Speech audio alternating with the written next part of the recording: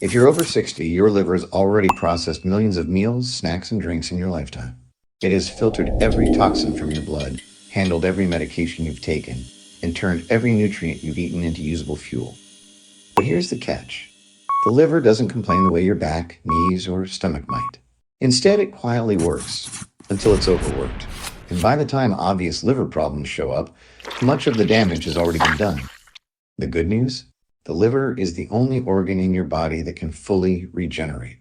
In as little as a few months, it can shed fat, clear toxins, and function like new. If you remove the daily habits that overload it and replace them with foods and drinks that help it repair. Today, I'll introduce you to three seniors, Evelyn, George, and Ruth, each dealing with subtle but real liver stress.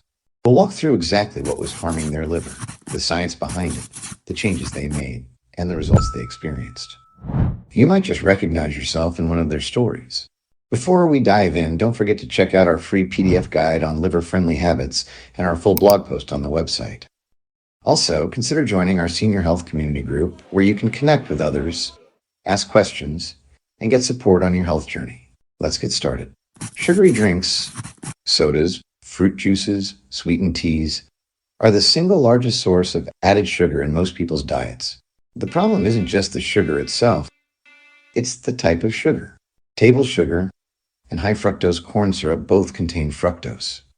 Unlike glucose, which your muscles and brain can use, fructose can only be processed by the liver.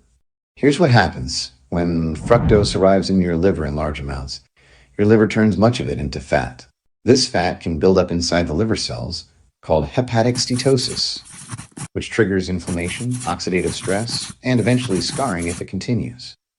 Over time, this process can lead to non-alcoholic fatty liver disease, a condition that now affects nearly 1 in 3 adults over 60. Studies show that people who consume one or more sugary drinks a day have a significantly higher risk of NAFLD, even if they are not overweight. The liver doesn't get a break from processing sugar spikes, so it has little time for repair. Meet Evelyn, a retired librarian who loves gardening and baking for her grandkids. She never thought she had a sweet tooth, but she enjoyed her morning orange juice, an afternoon sweet tea, and occasionally a healthy cranberry juice with dinner. She started noticing she felt tired by mid-afternoon, even on days she didn't do much physical work. She had trouble remembering plant names in her garden, and her waistband felt snugger despite eating the same meals.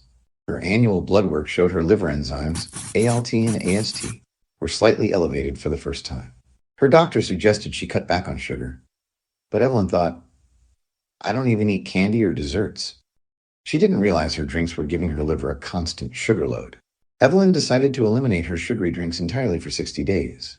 Instead, she replaced her morning juice with a small cup of black coffee, rich in chlorogenic acid, which reduces inflammation in the liver. For her afternoon tea time, she switched to green tea, which contains catechins shown to improve liver fat metabolism. In the evenings, she sometimes made matcha powdered green tea with warm, unsweetened almond milk and cinnamon for flavor.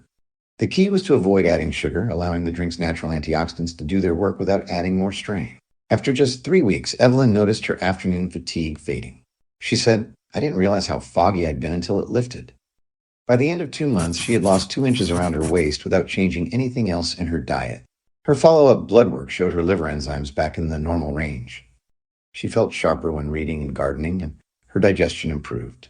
Evelyn told me she no longer craved sweet drinks. In fact, sweet tea now tasted too sweet to her. Along with sugary drinks, deep-fried foods are a threat to liver health. Many fried foods are cooked in oils high in omega-6 fatty acids or partially hydrogenated oils, which increase inflammation in the liver. Frying at high heat creates advanced glycation end products and aldehydes that directly damage liver cell proteins and DNA. Fried starches, like fries or battered foods, spike blood sugar quickly, forcing the liver to store the excess as fat. Over time, this combination of inflammation, toxin exposure, and fat buildup can impair the liver's ability to filter blood and regulate cholesterol. Now meet George. He is 68 and a retired postal worker. He eats most meals at the senior center cafeteria, where fried chicken, french fries, and onion rings are on the menu multiple times a week. He also enjoys Friday night fish fries with friends, a tradition since his working days. Lately, George has had frequent heartburn and a bloated feeling after eating. He struggles with stiffness in the mornings, his blood pressure has crept up, and his cholesterol is borderline high. An ultrasound during his annual checkup revealed early-stage fatty liver. His doctor suggested a Mediterranean-style diet, but George wasn't sure where to begin. George decided to start by reducing fried foods to once every 2 weeks. Instead, he chose baked or grilled options at the senior center, like baked fish or roasted chicken. He also began cooking at home twice a week, seasoning his meals with turmeric and black pepper. The black pepper boosts curcumin absorption, turmeric's active compound, by up to 2,000%. Curcumin helps reduce liver fat accumulation and decreases inflammatory markers in the blood. One of his favorite swaps became oven-roasted vegetables tossed with olive oil, turmeric, garlic, and pepper. In 3 months, George's bloating was gone, and his heartburn was rare. He lost 6 pounds without trying and said his joints felt looser in the mornings. His follow-up labs showed improved cholesterol levels and lower liver enzymes. His doctor commented that his liver scan looked younger than before. George admitted he still enjoys his Friday night fish fry, but now it's an occasional treat, not a staple. The final products you need to be aware of are ultra-processed foods, the ones that come in boxes, bags, or freezer trays with long ingredient lists, frozen dinners, instant noodles, packaged pastries, flavored chips. These foods strain the liver in several ways. Refined carbs and added sugars spike blood glucose and force the liver to store more fat. Preservatives and additives require extra detoxification work from the liver. Low fiber slows digestion, reducing the liver's efficiency and removing toxins. Over years, this constant strain can lead to insulin resistance, fatty liver, and chronic inflammation. Meet Ruth, our final senior, who is a former school secretary. She lives alone and doesn't enjoy cooking for one, so she relies on microwave meals, instant oatmeal packets, and canned soups. She often feels sluggish with dry skin and occasional swelling in her ankles.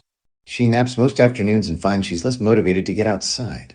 Her blood pressure is up, and her doctor tells her she's showing signs of early metabolic syndrome, which often goes hand in hand with liver stress. Ruth committed to replacing one processed meal a day with a whole food meal focused on the 3 B's berries, rich in anthocyanins, which protect liver cells from oxidative stress. Broccoli, high in sulforaphane, a compound that boosts detox enzyme production. And beets, loaded with betalains, which improve blood flow and reduce inflammation.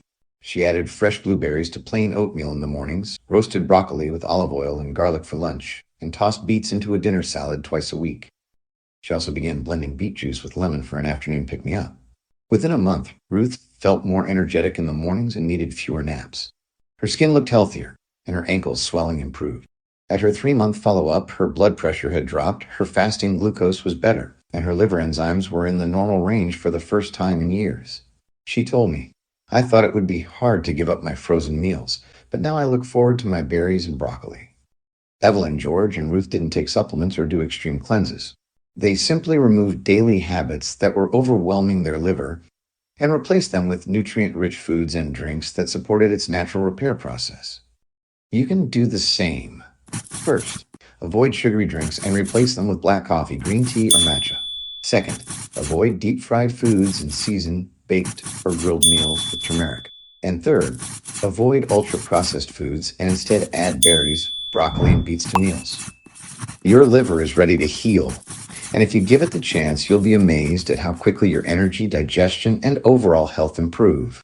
Remember to download our free PDF guide, visit our blog for more detailed tips, and join the Senior Health Community Group to share your progress and get encouragement from others on the same path.